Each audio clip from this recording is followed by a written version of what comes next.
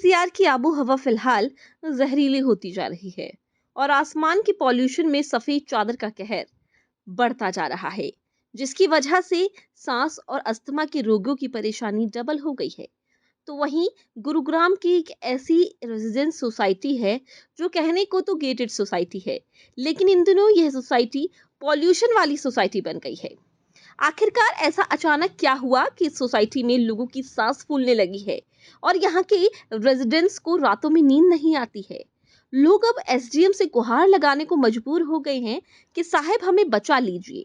आज हम आपको अपनी इस रिपोर्ट में बताएंगे, लेकिन इससे पहले अगर आपने हमारे इस चैनल को सब्सक्राइब नहीं किया है तो चैनल को सब्सक्राइब जरूर करें। रियल एस्टेट से जुड़ी तमाम खबरें आप तक सीधी और सबसे पहले पहुंच सके। तो चलिए अब आपको बताते हैं कि आखिरकार गुरुग्राम के सेक्टर 51 की ऑर्चिड आइलैंड सोसाइटी इन दिनों धूल भरी सोसाइटी कैसे बन गई है। लेकिन उससे पहले इस ऑर्चिड आइलैंड के बारे में थोड़ी जानकारी जरूर देते हैं। दरअसल इस प्लॉटेड सोसाइटी के निर्माण का काम 2010 में शुरू हुआ था और साल 2013 में लोगों को पोजीशन मिल गई थी। ये पूरी टाउनशिप करीब 35 एकड़ में बनाई गई थी, जिसमें 1200 से ज्यादा घर बने हुए हैं और इसमें 5000 से ज्यादा लोग रहते हैं। जबकि बिल्डर की तरफ से सोसाइटी की दूसरी तरफ एक स्कूल की जमीन भी इसी प्रोजेक्ट में थी और उसके लिए रास्ता सोसाइटी के बीचों बीच से था। लेकिन उस समय इस सोसाइटी को गेटेड सोसाइटी कहकर बिल्डर ने लोगों को बेच दिया था। इसी कारण अब बिल्डर पर धोखाधड़ी के आरोप भी लग रहे हैं। क्यों हो रहा है ऐसा?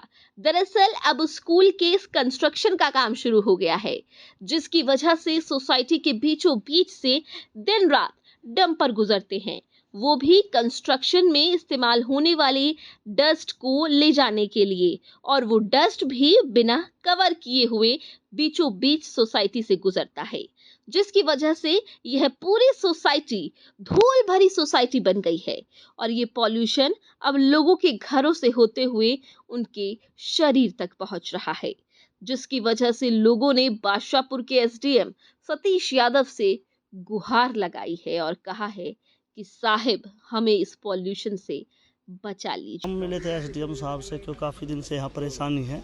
ये सेक्टर 51 ऑर्चिड आइलैंड है जो 30 से 35 एकड़ की टाउनशिप है और इसमें 1200 फ्लैट हैं जिनमें कम से 5-7 हज़ार लोग रहते हैं। तो यहाँ एक स्कूल की साइट थी जो किसी के नॉलेज में पहले थी नहीं और ना ही ये पता था ये सोसाइटी के बीच से एंट्री होगी। तो अभी पता किया इसकी एंट्री भी यहीं से है और इसका अब कंस्ट्रक्शन का काम चल चुका है, जो कि सोसाइटी के बीच से सुबह से शाम तक पूरी रात भर ट्रक आते हैं और ना ही उनके ऊपर कोई कवरिंग है, जैसे कोई मटेरियल लिखा तो पूरी धूल मिट्टी है।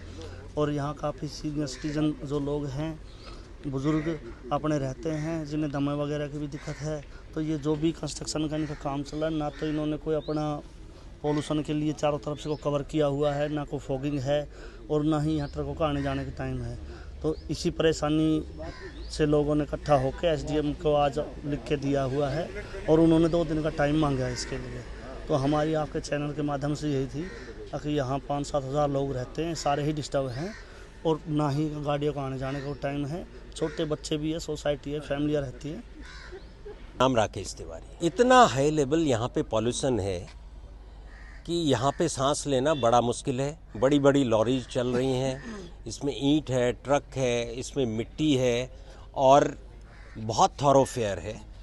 As a result safety compromise है, सिक्योरिटी कंप्रोमाइज़ है, हमारी हेल्थ जो है, सीनियर सिटीजन हो या बच्चे हों, उनकी हेल्थ कंप्रोमाइज़ है। और सबसे बड़ी बात यह है कि ट्रक्स जो है रात दिन चलते रहते हैं। अब रात भर जब ट्रक चलेंगे तो रेजिडेंट्स जो बेचारे काम पे गए होते हैं वो रात को आते हैं तो they are not able to sleep. बीमार लोग हैं, हार्ट पेशेंट हैं, दमा वाले हैं, तो उनकी जो हेल्थ कंडीशंस हैं वो बहुत डिटेरियोरेट हो रही हैं। 2 महीने काम स्टार्ट हुए हो गए, अभी तक यहाँ पे जो पेरिफेरी नॉर्म्स होते हैं तो वो इन्वायरमेंटल नॉर्म्स जो हैं, जो पॉल्यूशन नॉर्म्स हैं, वो फॉलो नहीं किए हैं स्कूल ने। न तो अभी तक पूरी पेरिफेरी जो है टिन शेड से कवर्ड हुई है, न यहाँ पे स्मोक गन्स हैं। अभी जब हम लोगों ने काफ़ी शोर शराबा डाला तो तब आप सामने देखिए कि ये रोड़ी पड़ी है, वो भी एक पोर्शन पे हैं। ये रोड ही ऐसा नहीं है कि पूरी पड़ी हो, क्योंकि रोड्स पहले उनको कंस्ट्रक्शन करने के लिए रोड्स को कंस्ट्रक्ट करना था। Unfortunately all norms of the construction by a group like DPS, they are violating it. We are not refusing कि जब हमें टाउन प्लानर ने बोल दिया कि यहाँ से रास्ता जाएगा तो जाएगा, okay fine, it is all right, लेकिन उनको यहाँ पे 7,000-8,000 लोगों की ज़िंदगी से खिलवाड़ करने का कोई अधिकार नहीं है। They have to comply with the norms laid down by the government. तो इसमें सेफ्टी कंप्रोमाइज़ है, सिक्योरिटी कंप्रोमाइज़ है, इसमें हमारी हेल्थ कंडीशंस पॉल्यूशन की वजह से very highly these conditions are compromise.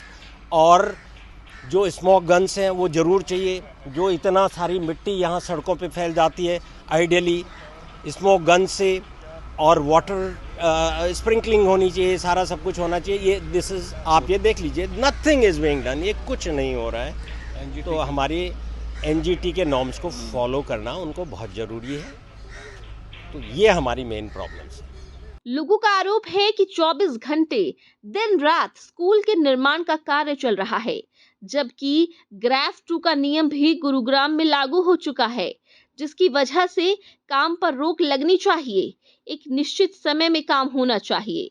Society में इन डंपरों की वजह से न केवल पॉल्यूशन बढ़ रहा है, बल्कि रातों में लोगों की नींद तक खराब हो रही है, क्योंकि इन डंपरों की आवाज से साउंड पॉल्यूशन बढ़ता है। और अब ऐसे में लोगों को लगता है कि उन्होंने अपनी जिंदगी भर की कमाई जिस सोसाइटी में इन्वेस्ट की है वो जाया हो गई है, क्योंकि उन्होंने इस सोसाइटी में इन्वेस्ट तो इसलिए किया था कि उन्हें अपना अच्छा और सपनों का घर मिलेगा, जो कि गेटेड सोसाइटी में होगा। लेकिन अब यह घर ना तो गेटेड सोसाइटी में रह गया है और ना ही पॉल्यूशन और साउंड फ्री सोसाइटी में रहा है। लोगों की माने तो अभी फिलहाल स्कूल का काम चल रहा है, जिसकी वजह से उन्हें खासी परेशानी उठानी पड़ रही है। अब स्कूल शुरू हो जाएगा तो बसेस के साथ साथ पेरेंट्स की भी आवाज आने लगेगी, जिसकी वजह से इन्हें आने वाले दिनों में परेशानियों का सामना भारी रूप से करना पड़ सकता है। जब हमने यहाँ पे प्रॉपर्टी खरीदी उस टाइम ये स्कूल का मार्केशन नहीं था। हमें सिर्फ ब्रोशर में दिखाया गया था कि ये स्कूल नहीं है, यहाँ पे सिर्फ फ्लैट ही फ्लैट है। गेटेड कॉलोनी करके हमें बेचा गया था। लेकिन अब 10 साल के बाद, 15 साल के बाद अब स्कूल की लैंड उन्होंने दिखा दी कि ये स्कूल की लैंड है। उस टाइम तक हमें कुछ नहीं पता था। अभी पता किया तो कहते हैं स्कूल का रास्ता भी यहीं से जाएगा, सब कुछ यहीं से जाएगा। अब हमारे इस रोड के ऊपर कम से कम यहाँ इस कॉलोनी के अंदर 7,000 आदमी रहते हैं, सारे इफेक्टेड हो रहे। रात दिन डंपर चलते हैं, बुरा हाल है। लोग रात को पूरी रात सो नहीं पा रहे।